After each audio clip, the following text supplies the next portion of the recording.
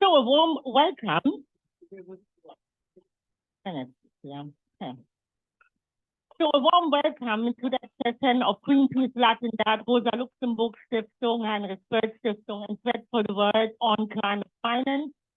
In the next 1.5 hours, with the distinguished presenter, we will outline why climate finance is important because it brings justice to the people who are heavily impacted by the climate crisis.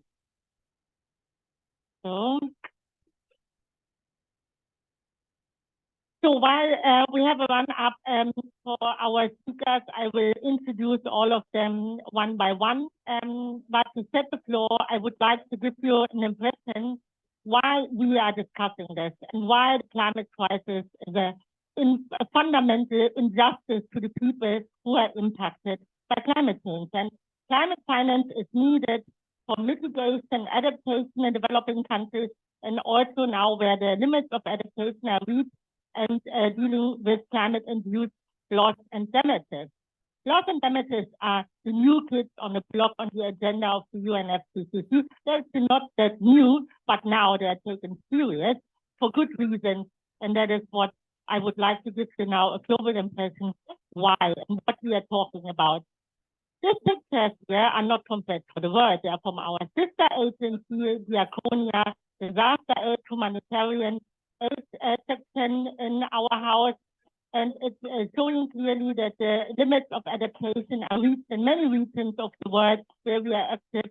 And this is what I'd like to present the floods in South Sudan, where over 500,000 people and 500,000 of people were displaced, or the most expensive cyclone that was hitting Bangladesh, Amphan, and 2.5 million people were evacuated. And I like to show that because it showed that the early warning systems were in place and they were working. That is also a clear sign that adaptation is so important because it's saving people's lives. Not so many, still people were dying, but not the vast amount of people that used to die before in the cyclone in Bangladesh, because evacuation and early warning actually worked. It was the most expensive costs that were left to the Bangladesh people.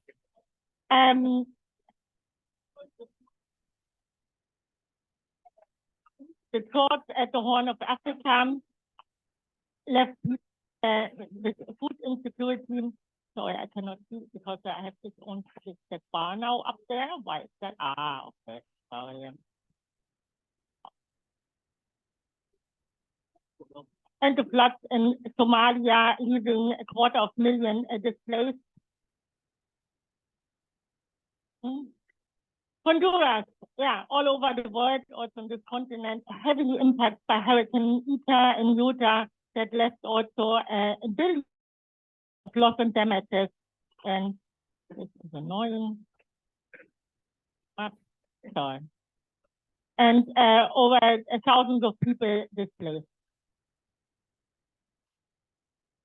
Mozambique, same impact. So let me come to this particular flood in Pakistan. That was kind of interesting because it had a cost of $30 billion. 3/4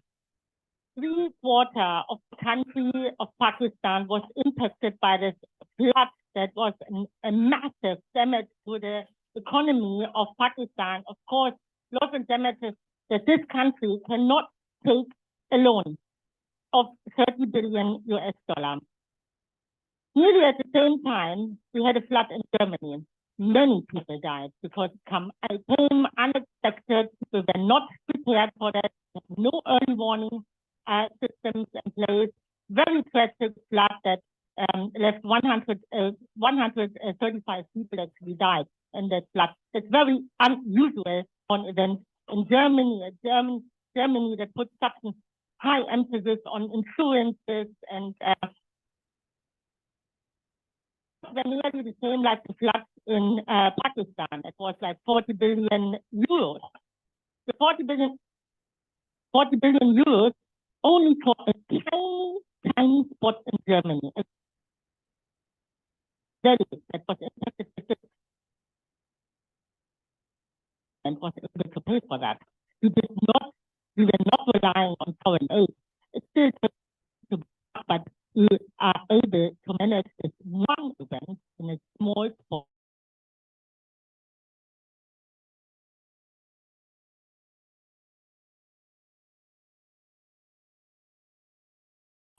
Are in a lot of damage. Just that we can handle it. So far, we have the financial means to handle it.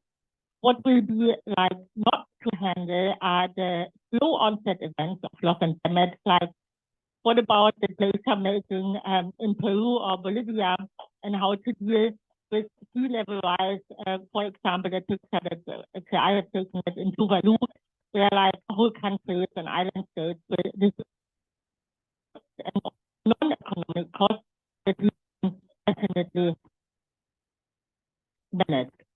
So this has much time now on our presenters here. And the first person I would like to give the floor, who will give us a global view on the climate crisis.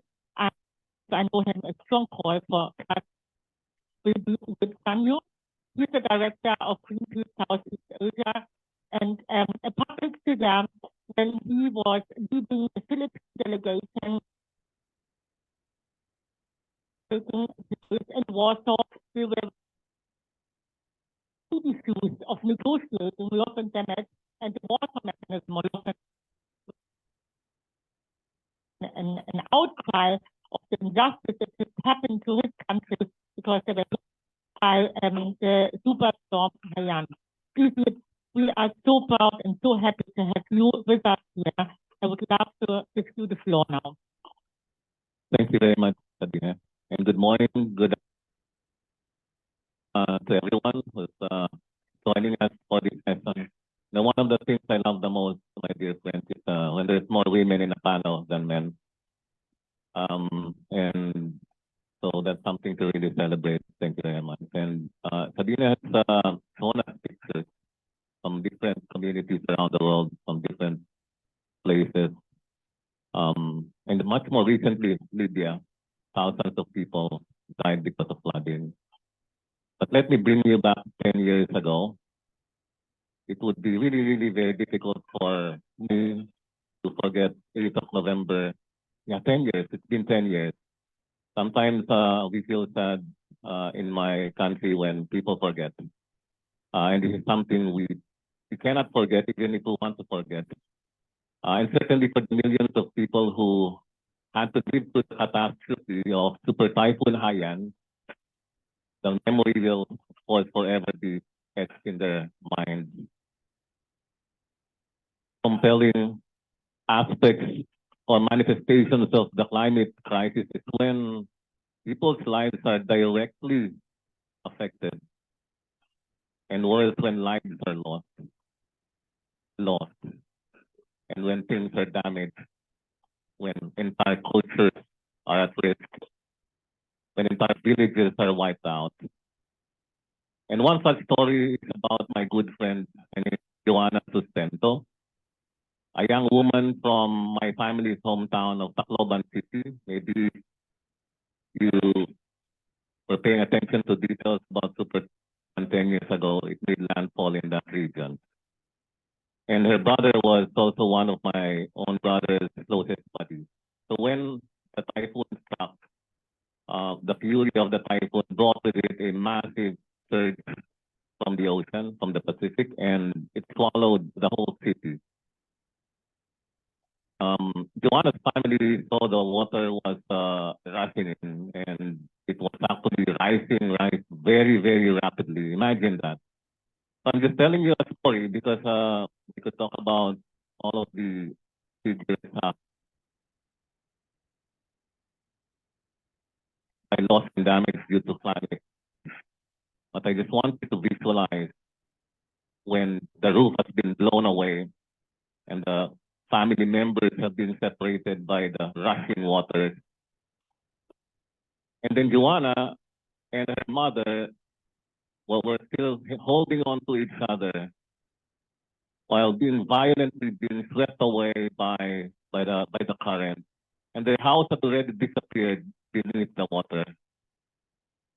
And tried to grab onto anything that was floating, but the current was, so they got separated. But Joanna found her mom again, lifeless already. But she struggled to cradle her mom in her arms. But after a while, it became very difficult for her, and she was almost drowning as well. And she was gasping for air. And as she did that, she made the most difficult decision, most painful decision she has ever made in her life. She let go of her mom because she was gonna drown and the two of them would have died. So Joanna as the longest 2 hours of her life. Joanna's mother, her father, her eldest brother, his wife, and his 3-year-old son all perished. Her mom and her nephews, her father and her nephews' bodies have never been found until today. And it's really painful whenever it's heartbreaking when we visit the grave. You have a gravestone with 5 names dying on the same day. And there's thousands of those gravestones in Tacloban City and many other places where Super Typhoon Haiyan left a ravage through. So as Typhoon Haiyan left Tacloban, my own brother AG survived. And he just found himself helping gather dead bodies. What was striking for me when he told me about his experience was how he distinctly remembers how many dead bodies he carried in his arms. 78 dead bodies. And I don't think no human being is ever prepared to deal with something like that. Until today, my brother cannot sleep at night with the lights off because he remembers the faces of those people. So every November, every year, we commemorate the tragedy of Super Typhoon Haiyan. Sometimes you think we want to forget, but we never want to forget, and we want to keep reminding the whole world that this injustice has been brought upon to our community. And we are not unique. We have people from the Pacific Islands, from Africa, from Latin America, from Asia, and increasingly in the global north, many communities are dealing with the most adverse, profound impact of the climate crisis. So in my country, evacuating, running away from typhoons has become a way of life, unfortunately, even if we refuse to accept it. Every year we have 20 tropical storms, and more these storms are becoming more dangerous, more deadly. I don't want to talk too much about how the scientific community has warned us enough. They have sounded the loudest alarm bells on this one. I don't think it's been taken seriously, especially those who have the power to make decisions. And what is really heartbreaking even more is that the people, the communities who are suffering the most are the ones who contributed the least to the root of this problem. The poor, the marginalized, those who are rendered vulnerable, and also those who have been historically left out. And so even if Super Typhoon Haiyan was one of the most notable events we've ever experienced, it's certainly not the only one. Hundreds more that followed in many parts of the world, and even in my own country, it was followed by many more Category 4 and 5 storms, which the IPCC report, most recent assessment report says will be increasing in frequency. I think I just want to end by emphasizing the gravity of how the lack of seriousness and ambition with which not just loss and damage, but every aspect of climate response is being taken by world leaders especially. And if you look at the most destructive and costliest typhoons in the Philippines, in our history. It all happened in the last 12 years. So, and it will continue to be worse. And in Typhoon Haiyan alone, the damage bill runs up to close to $6 billion US. But in contrast, the adaptation fund of the UN has $230 million. The loss and damage fund pledges amount to just $300 million. The Green Climate Fund portfolio is $12 billion. So just look at that contrast. And I will not even mention the amount of obscene profits that the fossil fuel industry rakes in every year.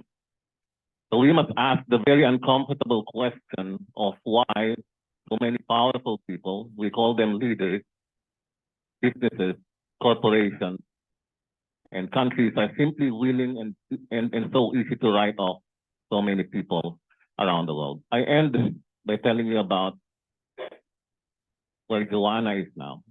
Joanna was a small town girl when the typhoon struck. She's now a climate justice activist, standing up against the behemoth corporations and governments that are just writing off our communities.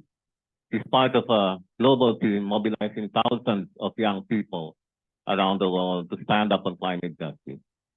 And she tells me often when we see each other, the things that we value most in our lives are at risk. And I want to be part of that movement that protects it. Thank you so much.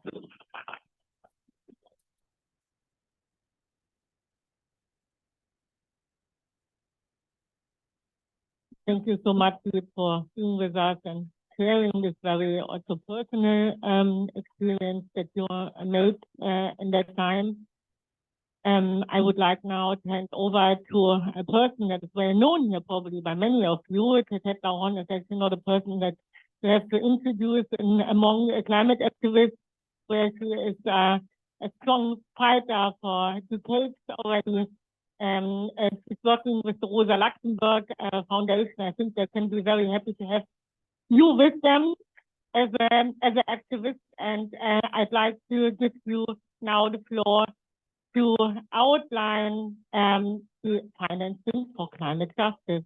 Oh, thanks, Sabine. It's so hard to follow from, Yeb's story, but maybe I can pick up from where he left off. Now, because I'm also so privileged to have walked somehow with Joanna. We are part of the climate pilgrims. So we walked from Katowice, Poland during one of the COPs. So the stories are similar. People have survived disasters. Some had to move, either leaving behind families, livelihoods, and what little property they may have had, and moved to the unknown, maybe even unfriendly territories, searching for security in terms of food, water, shelter, jobs, education, while trying to preserve their dignity and respect to the extent that the situation allows them. So we know that climate finance is, always a sticky issue in the negotiation. But for us to try and understand why it's so sticky, let me do some deep speak with you. Forgive me for doing some deep speak.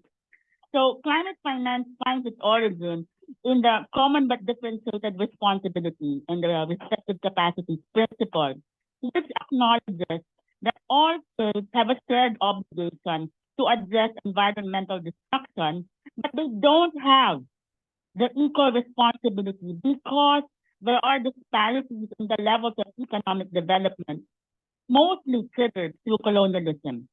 So there's no standard definition of climate finance. It's actually being debated every time we have negotiations. But the working definition of international climate finance would be that it flows from developed to developing countries as part of their obligation. So let's make it clear. It's not charity, but it's part of obligation under the convention. All right?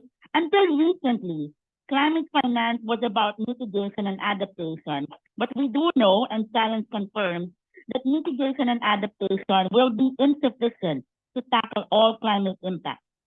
So, borrowing from Yeb, he said before, it was about avoiding the unmanageable, which is all about mitigation, and also managing the unavoidable, adaptation.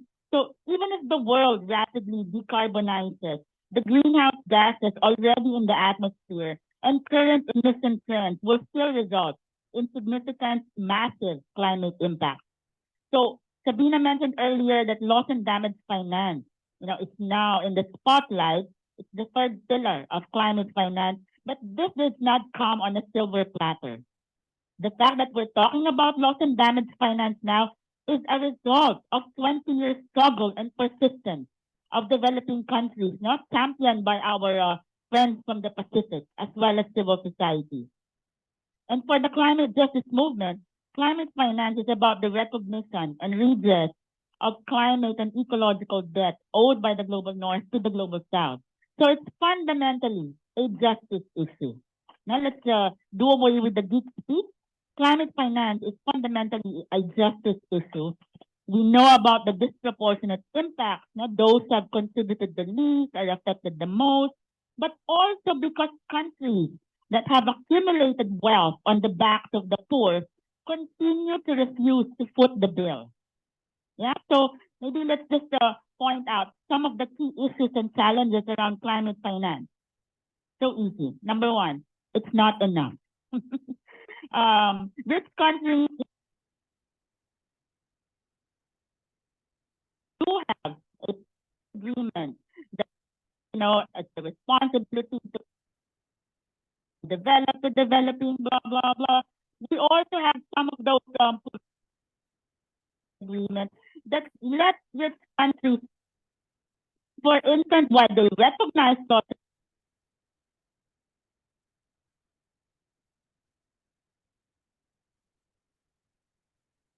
you can,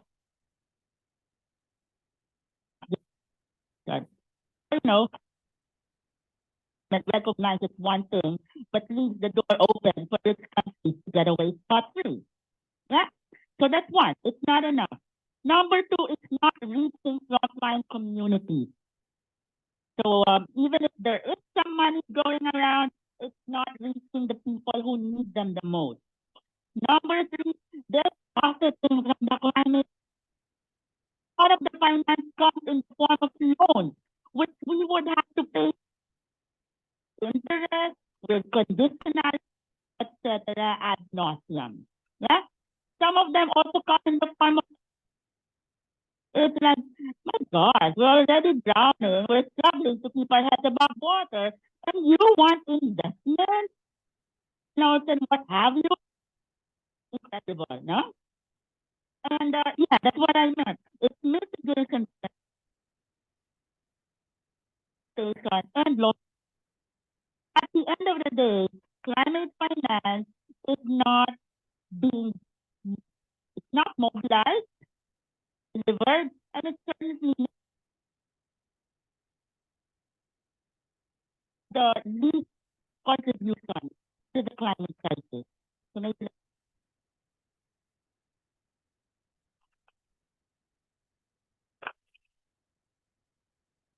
let's identify for climate and we will now run through solutions and make interventions, and after that you can ask your questions. So I would that climate finance is just like fundamental justice to people and still not flowing. And we also know that climate finance that is discussed never meet of the people. Additional holistic approaches are necessary on top of the provision of climate finance. And therefore, Carola Mejia is with us from Latindadd. That is like this organization, if it's about debt relief and is dealing with that. So I'm glad that we have like our with us here on the panel. I will go through the presentation. What I do? You want to sit here? Okay.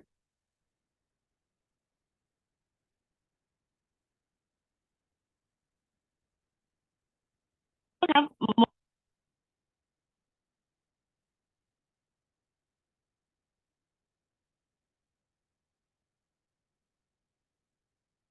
against this climate crisis, against these injustices, and that is really saving the people.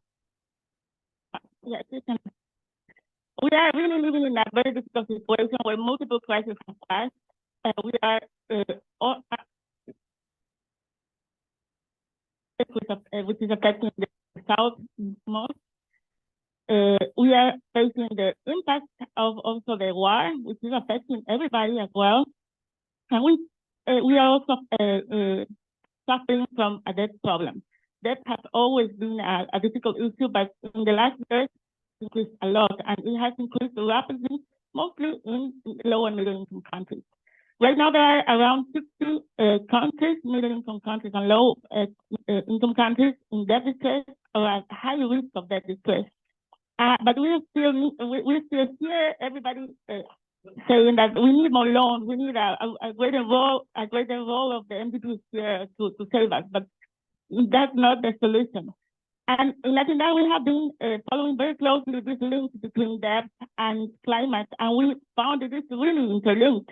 It is really interlinked, and I will explain it based on 5 elements. High debt represent less public money in our countries to invest in climate action, in resilience, and in the SDG agenda. And for example, right now, and this is a figure from the UNCTAD report, 3.3 billion people live in countries that spend more in interest payments than in education or health. I just heard the Cuban representative saying that 20% of the income of the national income in the South goes to pay this debt. And this is getting even worse with the increased interest rates. Second, more pressure on global society to keep investing in extractive sectors. My country, Bolivia, relies on the export of gas, for example, and as we are highly indebted, we have to keep investing in this sector, and we cannot have this transition to another system. Very frustrating. This is careful. Another injustice I want to point out is that in a country having because we have high climate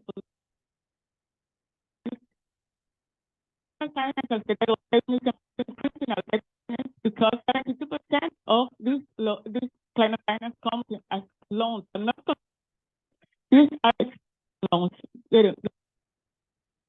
And finally, local damage must be covered with more debt because we don't have a mechanism in operation, and we don't have a mechanism in our countries to create this income to pay for this. And we can go to the next one. And the Bridgetown initiative was a very interesting initiative to put these 2 topics in the debt, climate crisis. And that has been following very closely because we are working towards a new financial architecture. It has become very attractive to discuss in every panel. At the beginning, we found this initiative, the Bridgetown initiative, very interesting to discuss about this, how to tackle debt, how to tackle the climate crisis from the South, in the South, especially, considering all the challenges we face. And I really appreciate and a really powerful leader from a Caribbean island that is doing right now going through very difficult situation because of the climate crisis. And I really thank her for putting this in the table. She had the first of the field, and now we are discussing how to fix it. That's unfortunate of this initiative a lot in 2022 when it was presented. And that of the rich countries, the G20, it's more who, from my perspective, has kind of a footnote initiative that makes its own in the new global climate with our Macron summit that we had in June. And yeah, we can see how this initiative is now more allowing to represent stimulus package to these kind of proposals of different countries, and it's getting every time farther. For example, to increase liquidity in the global south, we are trying to increase the role of NGOs, the role of the private sector, and we have a lot of cases that I would would like to also share with you. And one of the disappointments in this new version of the Bridgetown initiative was that a new issuance of 500 billion SDRs has been removed from the proposal. Maybe most of you don't understand what are the SDRs, the special voting rights. If I say there is a mechanism to create money right now, if there is political will to save the planet, would you believe me? It's very difficult to believe, but there is the right with some kind of emergency liquidity, emergency money that is injected to the economy with the in the board of the IMF. It has happened in the pandemic.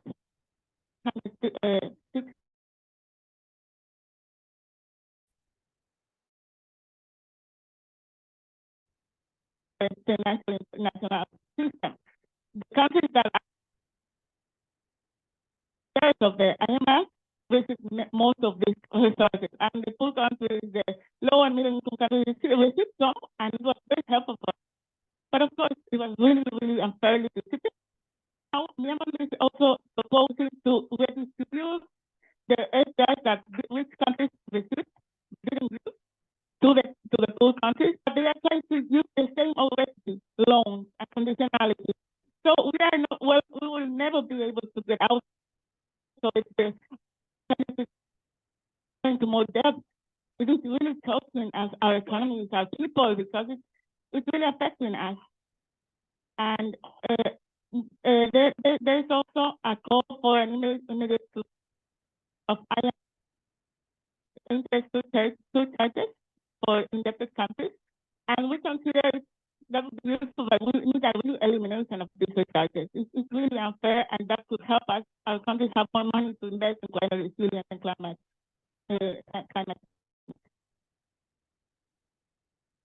We need to redesign the common framework. The common framework is an alternative that is presented to restructured debt and has been completely, it is really a bad thing, and maybe using some of the words that used on Saturday's event to flash the common framework, which is not working. And we need a completely different one that's more fair, that is more democratic. And under this approach, the civil society works in a debt mechanism. Creation of an international mechanism, the creation of sovereign debt under the auspices of the UN, because we consider the UN the only multilateral democratic state. So it's not, and they are really right now making the decision for us. The World Bank, the IMF, the international financial institutions have their boards completely full of people from no countries, which are the ones making the decisions right now. My country has very, very, very, has no voice, almost no voice in the decision making in the of the financial system. But we are creditors as well. If we see it from the justice perspective, we haven't created this class. We are suffering from its worst impact. And finally, as I was mentioning, initiative to more stakeholders involved. We need more money, and there's this number that trillions of dollars for finance. We need to, and considering the fulfillment of the commitments of donor countries, they say we need to bring MDBs, private sector, philanthropists, everybody has to come. You can go to the next one. MDBs is the solution if we consider that it does not the conditions. Finance comes as loan. 91% of MDB climate finance comes as loans, and most of it is non-concessional. It's really expensive, countries to increase it. Then we hear that the private sector is going to solve it all. And if you can go to the next one, and I'm going to finish with this. The private sector is not. We are hearing government and MDB saying that we need to take risk. That is the main solution, and that's what we need to do. But if we are by the interest, an adaptation project damage is not going to make any So they are, of course, not interested in this kind of thing. Money. And we hear every time saying that there's not enough public money to fill this immense gap. But we know there is. And if we can go to the last one, I just want to show you this. The report we have here is the kind of finance mobilized in 2002 within a research that was supposed to. And in the other ones, we have the with $1 trillion. That this is not the data. And we have new technologies. And this is information that doesn't include those after the war. So you can imagine this enormously. So we are destinating more money to really kill the planet, to kill the people, and kill us. We are really not doing the best decisions. We are thinking that we have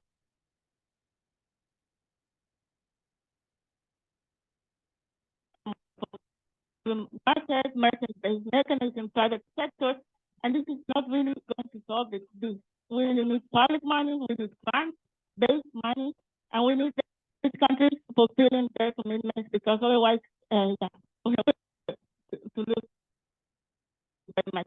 I was saying it's not about solidarity.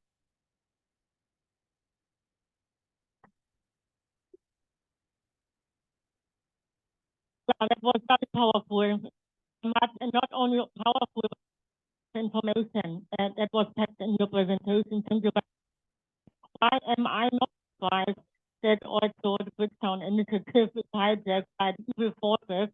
And I'm glad now that Liane is taking over and talking exactly about that. Why, this loss now, on of climate financing, also with a lot of technical expertise. So very helpful for all of us in the community. Liane Schalatek is with the Boell Foundation based in Washington, D.C. And I'm happy to hand over to you, please. Thank you very much. Can you hear me? And good morning to everybody here in the room, and hello to everybody online. And I just wanted to start out, and I appreciate the introduction, which is very kind, but exaggerated. I do indeed engage in climate finance more on a technical perspective, and I'm not too geeky. But I'm very grateful to both Sabine and particularly Yeb to grounding us in what all of the discussion is about, that it's about people, people's rights, people's survival, and the larger issue of climate justice, compensation, and reparation when we are talking about loss and damage. And loss and damage, the pictures that were shared, the stories that were shared are really powerful. They are really actually showing that loss and damage is the result of more than 30 years of inaction on the part of developed countries who have the responsibility to act and to provide financing to developing countries to act, to do their part by not reducing emissions, but by also not providing the necessary finance for adaptation. Because loss and damage is actually beyond mitigation, beyond adaptation, and what cannot be covered with measures of disaster risk management. Economic and non-economic costs that are result of events like some of the ones that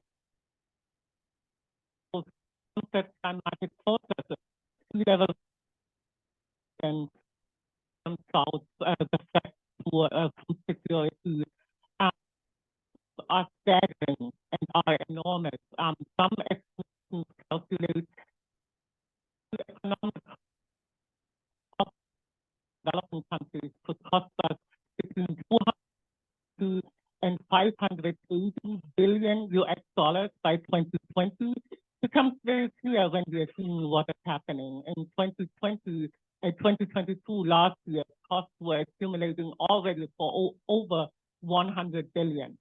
So some of us have done some work on loss and damage finance, coming up with a midpoint calculation of saying around 400 billion per year are needed. And again, that's just in developing countries. That's not looking at the global cost.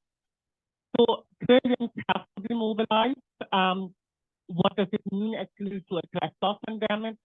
Again, it means that we need to assess risk and respond to risk through the eyes, through the process of community sector, developing comprehensive risk management, supporting migrants, displaced households, communities, and developing policies. It's actually rezoning loss development. I think this is the important part, and giving that quickly, but also, and this is often not included in the calculations, addressing non-economic loss and damage, biodiversity loss, loss of culture and traditions. Where should some of the finance come from? Again, we pointed out the historical responsibility under the common but differentiated responsibilities and respective suitabilities. So yes, there can be more public finance and it must be granted. Absolutely no challenge about it. But I think it's also important to think about innovative sources of finance that can play a role. So, for example, a tax on fossil fuel, the climate damages tax has been brought up in the past that can generate vast income. Aviation and flyer levy, a global wealth tax, a shipping levy. There are other ways. Again, what is the core public finance matter of climate, of compensation and important that it's additional, we talked about it, that it has to be additional, not only to official development assistance, because it's not aid, but also to the insufficient climate finance that is provided on mitigation and adaptation. Currently, it's the households that are bearing the brunt of the costs of addressing loss and damage. And national governments in developing countries are channeling already funds from the domestic budget, right? This is reinforcing, it's compounding, it's multiplying. You can't really recover as fast. And as Carola and others have pointed out, this is reinforcing the climate debt nexus, right? The developing countries are in that vicious cycle. They have lack of fiscal space because they have to rebuild, they have to recover. Here, discussing the Sustainable Development Goals and the Sustainable Development Goals Summit, this is then where the money for other priorities lies. Maybe just really briefly, we already pointed out that there has been a long-term effort in the climate to finally get the recognition for loss and damage, and developed countries are still not acknowledging their responsibility and their recognition under the climate regime and under the Paris regime, agreement to provide financing. However, we did have a breakthrough at last year's climate summit in that there was discourse about setting up a loss and damage fund and new loss and damage funds, and actually scaling up funding arrangements for addressing loss and damage. This is hopeful, but it's far from a done deal. However, it is our best chance in literally to get actually some funding, some agreement on a funding structure that would tackle the fact that loss and damage finance for addressing loss and damage provided. So from civil society, who's very actively engaged in the ongoing process to develop the funds and actually to focus on those funding arrangements, there has been a number of calls for how that fund should be constructed. We want to make sure that it's under the climate regime, because otherwise it does not apply the climate principles, the common but the very clear mandate for developed countries to provide the finance. We need to have new and additional finance. We need to make sure that it's needs-based, and needs-based actually means not setting an artificial goal like we did that for the 100 billion, but really looking at the enormous sum of that is needed. We need to have, and this is what Tetet has pointed out in her introduction, we really need to have a fund that addresses the shortcomings of the existing climate finance structure and funding mechanisms. And this is particularly focusing on locally driven and direct access for communities to climate finance. The principle that it is with gender responsiveness and an equitable representation in the fund board. We cannot continue with the shareholder representation that we are seeing in the NDBs. Who makes the decision matters. It needs to be the majority of developing countries who are supposed to receive those funds, but, and this is the important part, we need voice and vote, and that also means pushing developing countries. We need voice and vote for the affected communities. Again, we want to make sure that all developing countries are eligible to receive funding. We see a lot of effort from the industrialized countries, from the rich countries in the ongoing negotiations to divide countries up and say some of them are more vulnerable and more deserving than others. Pakistan, under that categorization, would not have received funding. Nobody can really question whether Pakistan was vulnerable to the impacts of loss and damage. So it's really important that, again, the broad eligibility is maintained, that we have the comprehensive coverage. So not just talking about economic loss and damage, but also talking about the non-economic loss and damage, cultural loss, biodiversity loss, what people need to actually live in dignity and have their rights upholded. So I will stop there and hopefully we'll have some opportunity to discuss. As I promised, the expertise is there. Thank you, Liane. Liane made repeated again. Loss and damage is about responsibility. Here now, rich countries repeat that loss and damage is tackled by humanitarian aid. Humanitarian aid is in that way an easy thing because it's based on solidarity. But the climate crisis is not about solidarity. It's about responsibility of those who have caused the problem. And these are the high polluting countries, and these are also the big polluters, the fossil fuel industry. And therefore, they have to pay for the damages that they are causing to this planet, to the people. And I would like now to hand over to Tracy Carty from Greenpeace, who will please present us how to make the polluters pay. Thanks, Sabine. Hi, everyone. So just as the 2008 financial crisis brought into sharp focus the failings of the global financial system and the need for reform, today's, monumental fossil fuel industry profit, I think, are forcing the need for measures to make polluters pay like never before. Because we're currently at a moment in history where not only are we witnessing these record profits, carbon emissions from the fossil fuel industry and from fossil fuels are at a record high. More people than ever are suffering the impact of loss and damage from a rapid changing climate. And as Yeb said, it's responsible that are paying the highest price. I'm sure you're all familiar with the profit numbers. I think they bear repeating. In 2022, just 5 of the world's biggest oil and gas companies alone, so just 5, made record profits totaling nearly 200 billion. Never has climate injustice been so profitable and so pronounced as it is today.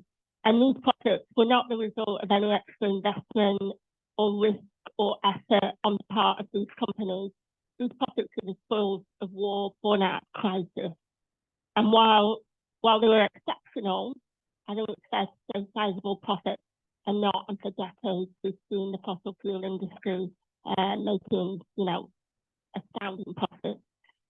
So developing countries, as we know, they need finance at scale to address loss and damage, this transition, mitigation, adaptation, and that finance should come from the countries, the corporations, and the individuals that are most responsible for causing the climate crisis and that are most able to pay.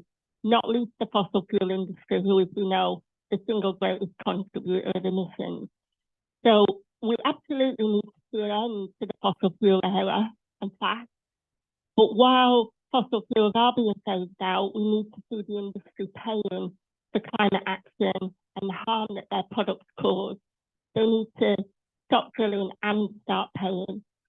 Unfortunately, the story today is in one in which government has enabled the fossil fuel industry to generate that vast wealth while being exempt from any responsibility to pay.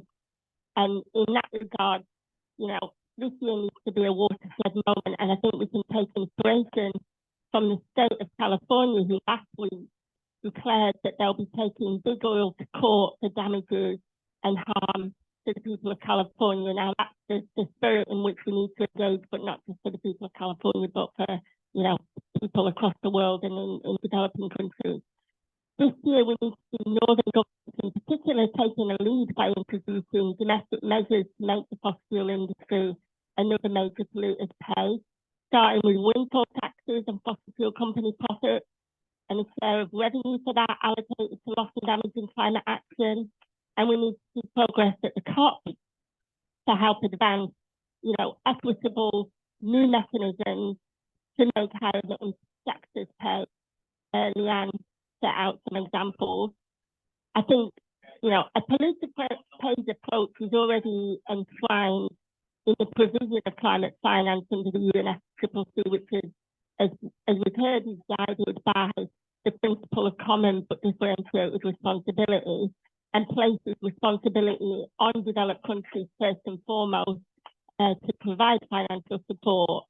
But governments also need to enact that principle, that polluter pays principle, in relation to the world's biggest polluting industries, not least the fossil fuel industry, to make sure that they are also paying for harm caused.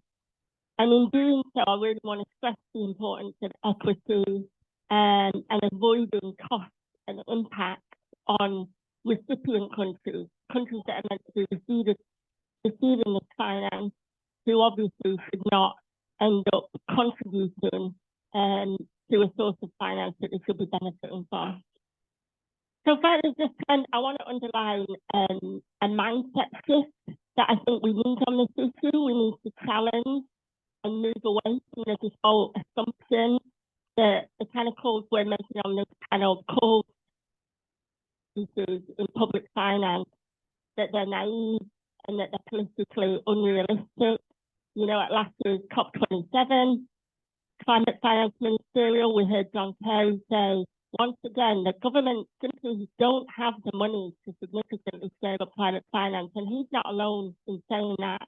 But we have to reject that outright, because the problem is not lack of money. There's plenty of ways that governments can generate vast new sums by taxing public bad for public good and by taxing vast wealth that's accumulating. We don't have an absence of money, we've got an absence of government action to make polluters pay. And no mistake, this is not about voluntary contributions from the fossil fuel industry. It's not charity. It's about government action to hold the fossil fuel industry to account. Thank you, Tracy. Thank you very much. And thanks for your patience. We have a lot of input, but now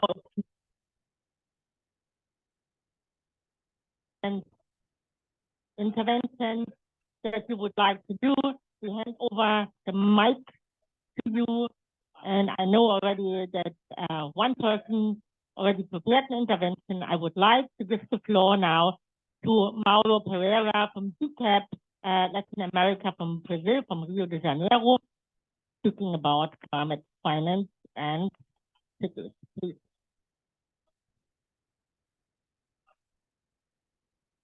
Hello, good morning. I speak in Spanish. Okay. My presentation.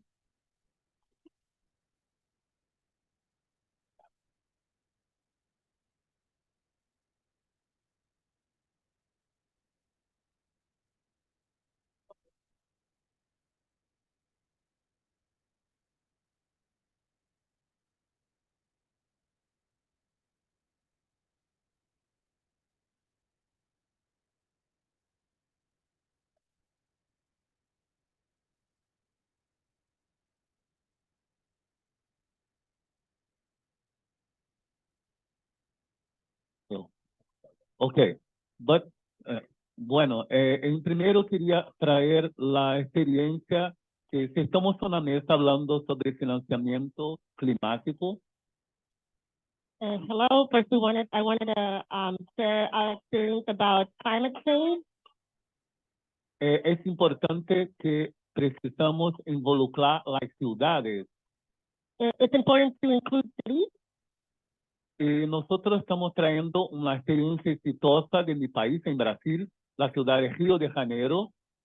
And we're bringing a successful experience from Rio in his country. Es una parte donde tenemos una empresa de Alemania que está poluindo mucho con gases invernaderos. We have a company from Germany that's polluting a lot with Esa es la parte de la zona oeste de Río de Janeiro.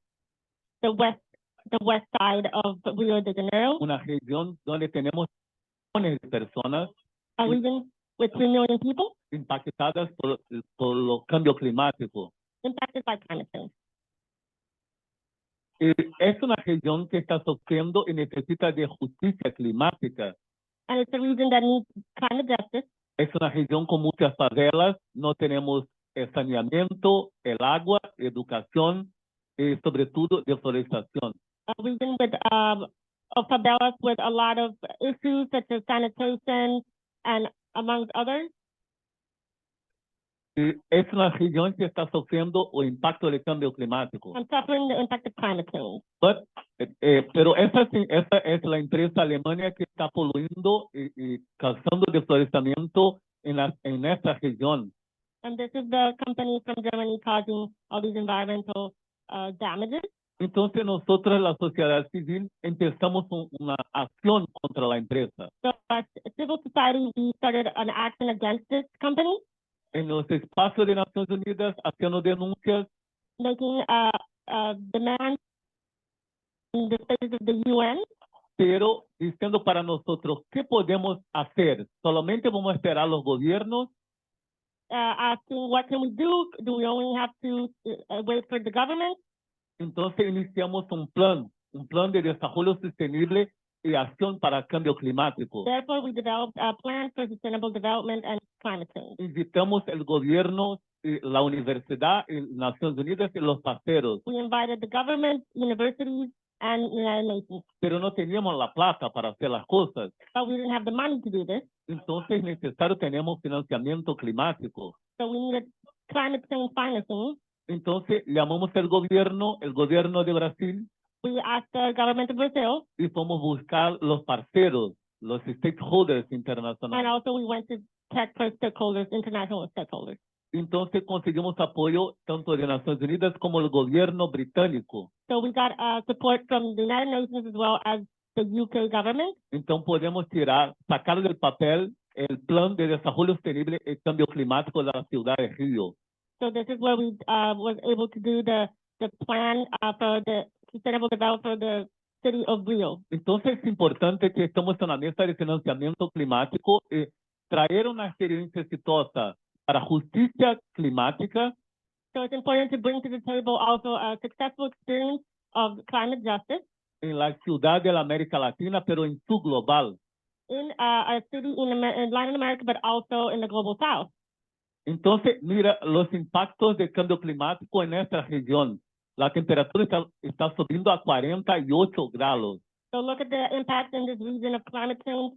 The temperature is going up to 48 degrees Celsius, Lluvia cada vez más fuerte, even more rain, lluvia de hielo ice rain, e inicio del huracán. and hurricanes. Entonces, eso queremos mostrar, la experiencia exitosa de la ciudad para construir el plan de desarrollo sostenible y enfrentamiento al cambio climático. So this is what we want to show, the development of this plan in response to how to react to climate change. Hoy tenemos datos seguros y concretos de los impactos del cambio climático en la ciudad de Río. So today we have data on what is the impact on the city of Rio. Y tenemos algo concreto en una parcería entre la sociedad civil, los gobiernos, gobiernos locales y el gobierno federal de Brasil a presentar en todo el mundo con una experiencia exitosa. And we have agreements on both the local and the national level with governments to show this as a successful experience. Este con la bandera de la Agenda 2030 es nuestro alcalde, que está acá en Naciones Unidas. And this is with the flag of the United Nations and the SDGs with our mayor who is here today in the United Nations. Involucramos el plan, la Agenda de 2030 y el Acuerdo de París, porque necesitamos, la adaptación, 2, mitigación, y 3, educación en cambio climático. So we included the SDG 2030 agenda as well as the Paris Agreement for these two things. Adaptación, mitigación y educación en cambio climático. Bueno, y para finalizar, me gustaría decir que necesitamos mudar las finanzas y financiar los cambios. So to finish, I want to say that we need to move finances to incentivize changes. Muchas gracias. Thank you.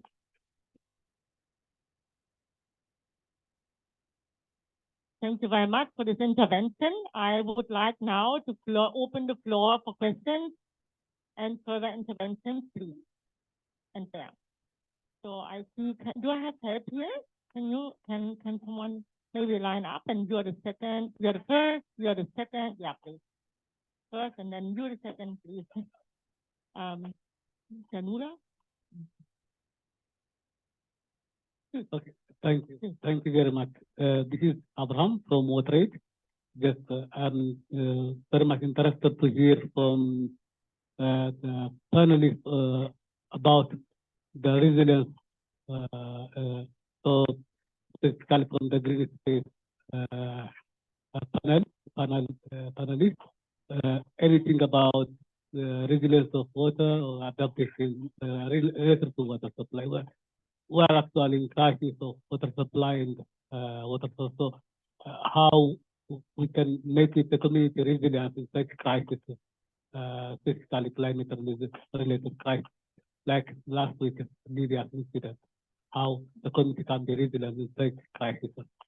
Maybe for the financing issue, yes, there is a huge gap in terms of financing. So how does the climate finance can go to, how much it goes to the resilience and adaptation in addition to maybe the final one.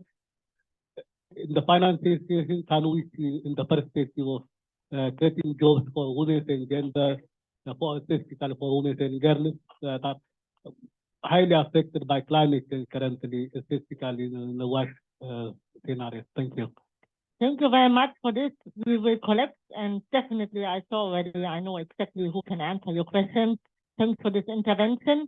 I saw you please introduce yourself, maybe also for who you're working, and then please stand up and then you can hear better. Hello, hi everyone. My name is Jenny, and I work for an organization called the Resilient Water Accelerator. Mine's also on a water fence. We opened the presentation kind of depicting climate change, and a lot of the pictures were of water issues. And for many people, climate change is experienced through water, whether it's too much, so flooding, or sea level rise, or too little, which is drought. Yet, and I think to also talk about Libya, we saw that that's also a water infrastructure issue, right, alongside climate change. Yet we know that only 3% of climate finance is going to water projects. So there's this huge gap in funding for water adaptation projects. And Carola, you were talking about how private finance or blended finance isn't necessarily good. So I'm trying to figure out then, if with this kind of slightly skeptical take on blended finance, how then do you suggest that we do then increase funding for water projects if it's not through private finance or blended finance? Yeah. Thank you very much. Please, here. On the head of the for the word and a real feminist supporting us. Yeah, thank you. Please. Thank you. Introduce yourself. Hi, my name is Mansi. I'm a PhD student at Johns Hopkins University, and my PhD research is on climate issues. I had a question specifically for Carola and then for Liane.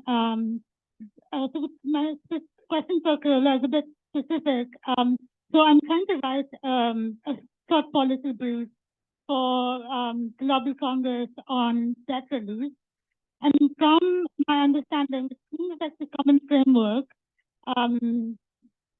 focuses on private sector debt, so sovereign debt from countries in the global south, and debt owed to China, both of which are really major issues that need a lot of attention. However, it excludes MDB debt, correct? And so I was wondering, what are the initiatives that exist that do address MDB indebtedness? And even though it seems that indebtedness to MDBs is perhaps a little bit less than indebtedness to the private sector, some countries in Africa are heavily indebted to MDBs. And my question for Liane was about the loss and damage fund. From what I understand, the fund has been created, but exactly what the structure of it will be, who will pay into it, how that money will go, none of that has been decided. And so I was wondering if you have any thoughts or updates on how much of that are we going to see moving forward in this UN or this year's COP, and what might be some strategic areas to push for that? Thank you. Thank you very much. Please stay in the very back, and also you, the very, very back, yeah, and the lady on the right, yeah. Please introduce yourself and short intervention so that you can pick all questions, yeah. Thank you very much. My name is Sabine. I'm with Oxfam in Africa.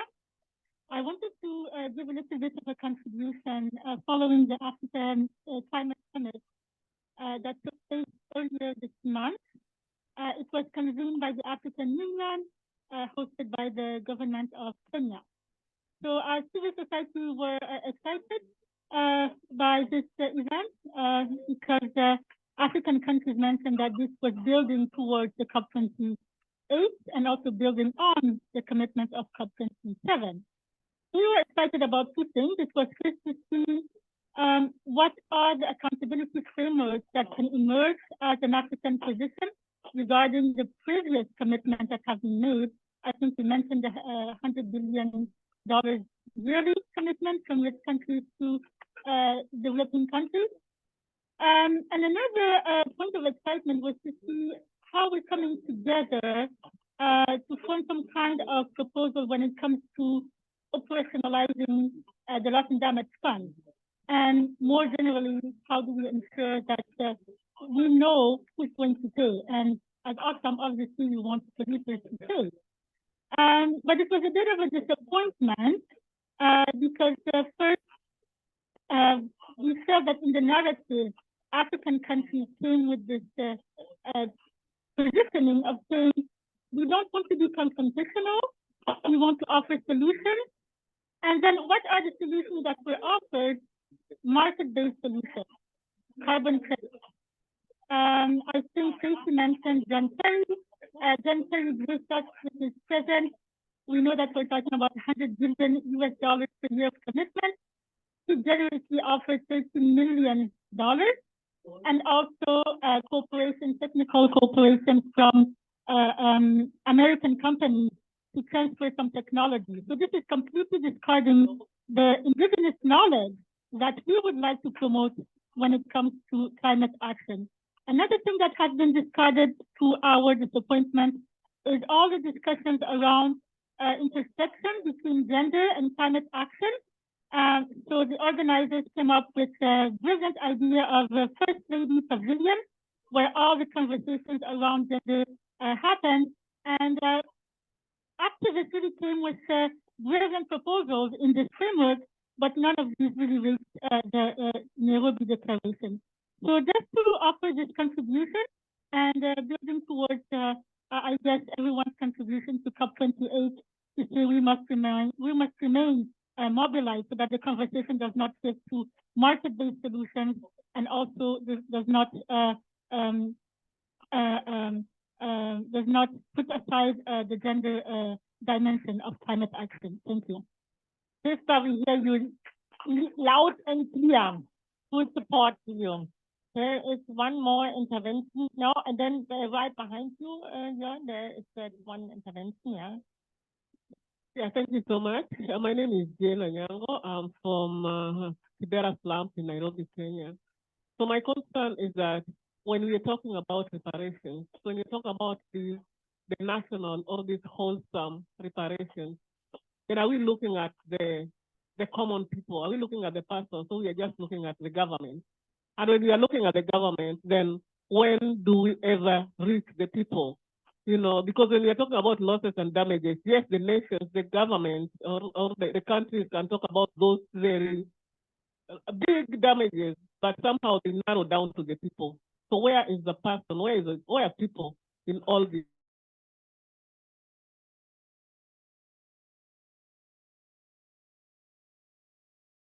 I have to tell I cannot see you. Sorry, but I know there was a hand. Ah, here you are. Can Yeah. you see me now? Yes, all right. I'm Eleanor Wadinobi. I'm the international president for the Medical Women's International Association. And my question around financing, climate financing, is to what extent have you looked at the figures regarding the cost to the health of humanity? Why do I say that? The world literally stopped on account of the COVID-19 pandemic. The United Nations that has had the narrative around treaty fatigue has been able to fast track a pandemic preparedness treaty. My thoughts are that if in the process of advocating for increased meaningful financing for climate justice, we present the figures of the cost to the health of humanity, that would make more impact. So if you could kindly share any work that's been done regarding the health of population. Thanks very much. Thank you very much. Thank you. I will make a cut now so that we have substantial time to answer, especially now the last intervention on health. I'm glad now to see that the climate community is working much more strongly together with the health community, so that the next COP28 in Dubai, also health issues are very high on the agenda of Biden. So, and it is a crucial topic that we have to overcome the silos and work much stronger together with the health community, very clearly. I would love to give now the mic to my colleagues here on the panel. Thank you very much, Liane, for helping us here. Highly appreciate it. Yeah, thanks, boss. And I would like now to ask Tetet and Liane to start and answering some questions that were directed. I know that it's your expertise, and then I hand over to the others. Thank you. Okay, I think on the issue of resilience, we need to redefine what resilience means beyond what the UNFCCC is telling us. Now, because even the UNSC is defining resilience as smart development that is sustainable and resilient to shocks and crisis. But I think we need to redefine it to mean that it's the ability of women and girls in all their diversity, and men as well, to realize their rights and improve their well-being despite shocks, stresses, and uncertainties. Resilience for us should mean affirming people's rights to determine their own future by enhancing the capacities of people and institutions to address the causes of risk, fragility, vulnerability, and inequality. So, my proposal anywhere it should not be MIA. So the MOI should not be MIA. And what do I mean by that? We need to continue working and pushing for reforming global economic governance, or cancellation, asserting tax sovereignty and justice so that we resolve issues around the illicit financial flows, pushing for climate finance for mitigation, adaptation, and loss and damage that has to be new, additional, predictable, and grant-based.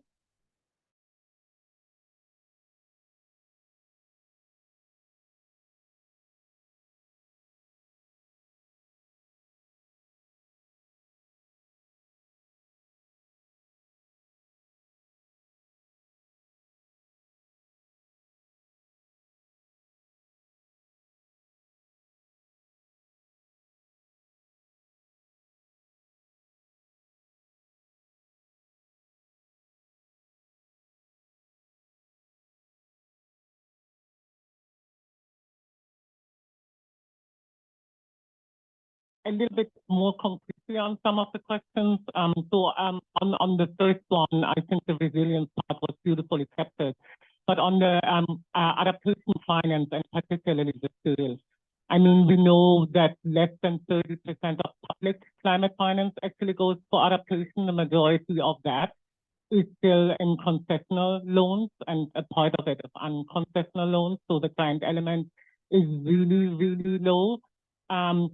We also know that if you look at climate finance provision altogether, it's probably only about 5% that even goes to adaptation. And some of the recent quote-unquote commitments that we had from developed countries, for example, at COP26,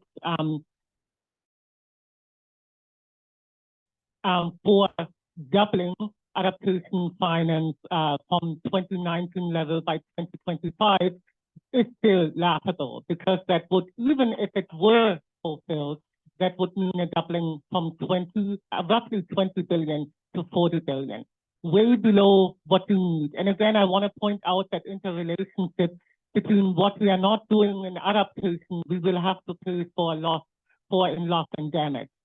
So we also see at the same time, and that goes maybe also to the question about what is happening in loss and damage and what can we expect by year's end, we are also seeing a lot of effort by developed countries, not only to obviously try to avoid their responsibility of paying, but also now discovering that a lot of the quote-unquote contributions they have made that previously were termed adaptation, they're now considered loss and damage. So what we've seen, and that has been a long history in climate finance, is a very creative relabeling effort. And this is part of the ongoing negotiations on loss and damage finance, where civil society, developing countries are asking for and pushing for a new separate fund that is under the climate regime, would comply with its principles, would get the new and additional grant-based financing that we need, and as I mentioned earlier, with a governance structure where civil society is actually pushing for going beyond country ownership, understood as government ownership, to a citizen ownership, at least understanding or widening. And I have to point out, and I say that we are very much aligned with developing countries as civil society in many instances, but on that part particularly, we're getting extreme pushback. Those of us who are in the transitional committee and trying to push for a civil society, for a community representation in the fund, find actually some of the strongest pushback from developing country governments, which is why it's important to keep up that advocacy. Now, what can you expect by COP28?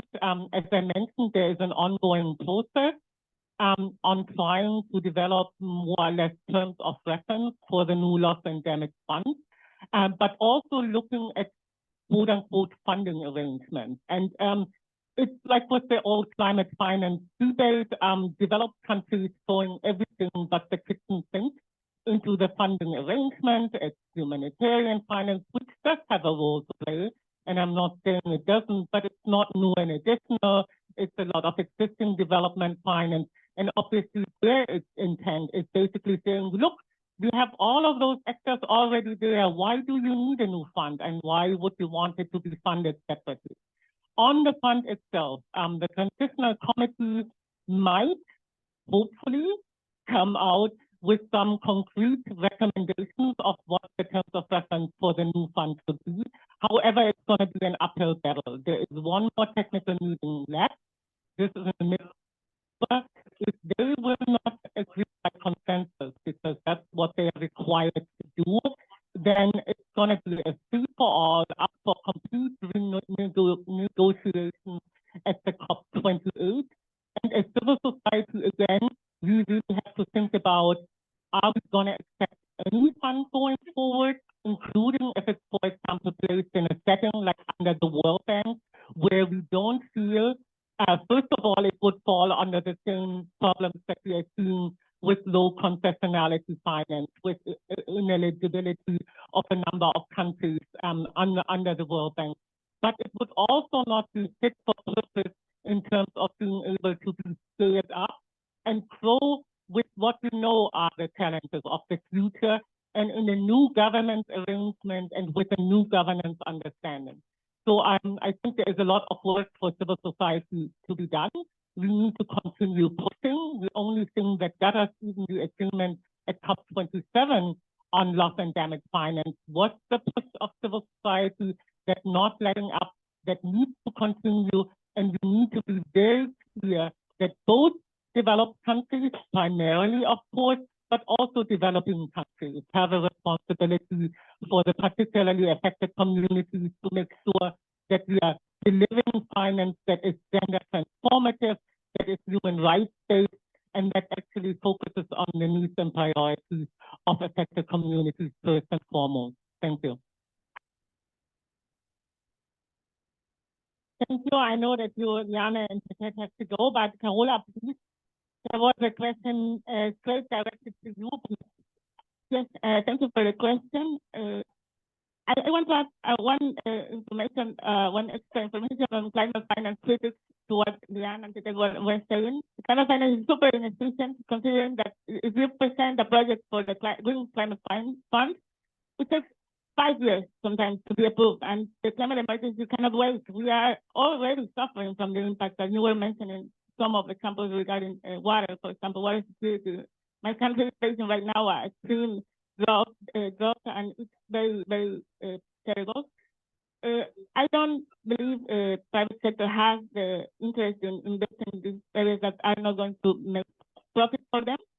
But I believe in other alternatives. For example, debt cancellation, which is an alternative. After the Second World War, Germany, the debt of Germany was canceled. It was forgiven. And what can we think about canceling the debt of the countries that are suffering most of this crisis? It is an option. The annual allocation of SDRs, of special dwelling rights that I was mentioning, for the climate agenda, for the SDGs, is an option if there is political will and under a fair distribution of these resources. That would be amazing. But this needs a good reform in the governance of this financial system, which is something that we're discussing. And on the question of, I think the person that we have this question and the common friend is not here anymore. But just to say that the process were very long, there was very limited negotiation power. Private creditors' participation was not binded, so they were invited to come to this initiative, but they are not obligated to restructure a debt. And middle-income countries were let out at the beginning as well. So it was, and it was not a good solution. The common framework was recognized as a failure by the World Bank, by the IMF, and they know they need to redesign it.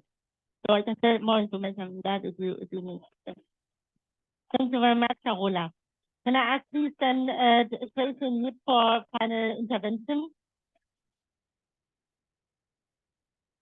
So I think all the questions have been answered, but inspired by seeing my friends and colleagues from Oxfam, I also wanted to end by giving a shout out to the need for wealth taxes and taxing the rich, because we're also at a moment in time when easier than ever for the richest in our society to amass even more wealth, and Oxfam's estimated that billionaire fortunes are increasing by 2.7 billion a day.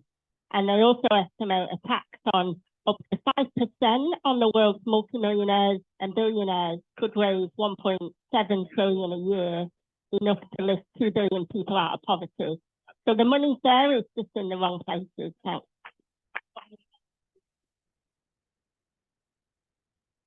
I think there was also a question around climate reparations. Reparations is not the end all of climate justice. It is just one of the important elements of a bigger patchwork of responses that the world needs to make in order for us to move the mindset towards radically reorienting the entire world in understanding its issue of justice, right? So and that talks to the issue of reparative justice. And yeah, there will be problems around reparations if I come from a country where I wouldn't even trust my own government to receive money because I don't know where that would go, right? And that is really important for us to address climate justice from a context of decolonization as well, because it's part of the entire process, and it's one of the first steps that we need to make in the context of the entire climate finance regime. When we're as we learned today, we're getting so much finance that have strings attached, that are dysfunctional, that are not fulfilling the purpose of responding to the climate crisis. So reparations would be for us an important demand, because it's a key part of a system of wider interventions that we must make. And it's moving the needle in the climate negotiations towards a conversation that needs to happen to hold to account those who are hugely responsible for the climate crisis. And after all, I think the last thing I want to say, it's been said many times today, climate finance and climate justice is not an act of charity, it's an act of justice. What a closing remark. Thank you very much for being with us today for our session on climate finance, for the patience. Warm thanks to the panelists and also for the intervention that came from the audience. I thank you very much for being with us, and I will formally close that session now. But still, we are here and happy to continue the discussion in the back with having a coffee in our hands. Thank you.